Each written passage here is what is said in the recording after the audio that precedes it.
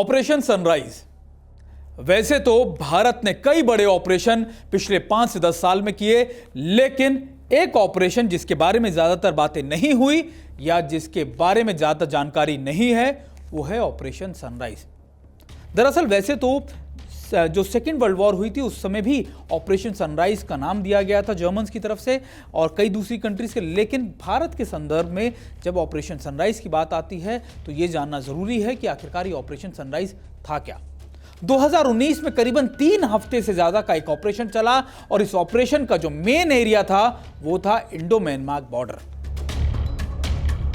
Surgical strike 1 का जो M था वो था जो लगातार अरक्कन आर्मी या एनएससीएन खापलान जो ग्रुप्स थे वो भारत के अंदर इन्फिल्ट्रेट करने की कोशिश कर रहे थे और लगातार हमारे आर्मी के सोल्जर्स को टारगेट कर रहे थे। सर्जिकल स्ट्राइक के बाद दोबारा से नॉर्थ ईस्ट में एक बड़ा ऑपरेशन चला जिसको नाम दिया गया ऑपरेशन सनराइज।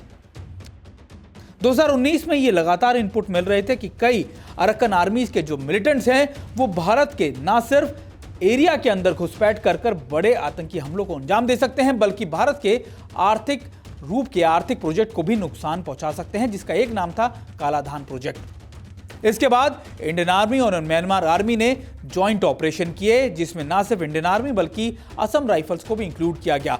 3 हफ्ते तक ये ऑपरेशन चला और इसमें अरक्कन आर्मी के कई मिलिटेंट्स को ना सिर्फ मारा गया बल्कि उनके कैंप्स को भी डिस्ट्रॉय किया गया, वहां से पीछे धकेल दिया गया। और यह ऑपरेशन इसलिए जरूरी था क्योंकि भारत का सबसे महत्वाकांक्षी प्रोजेक्ट, जिसको लुक ईस्ट पॉलिसी के या एक्ट ईस्ट पॉलिसी के तौर पर देखा जा रहा था, कालाधान प्रोजेक्ट, उसको बचाना था, उसको सेफगार्ड करना था।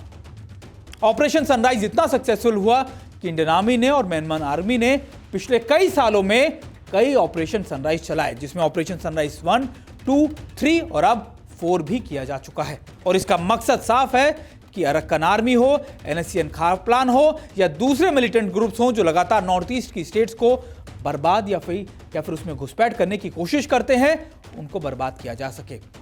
देखते रहिए TV9 भारतवर्ष का डिजिटल प्लेटफॉर्म। हम आपको इसी तरीके से नए नए शौर्य गाथाओं के बारे में बताते रहेंगे।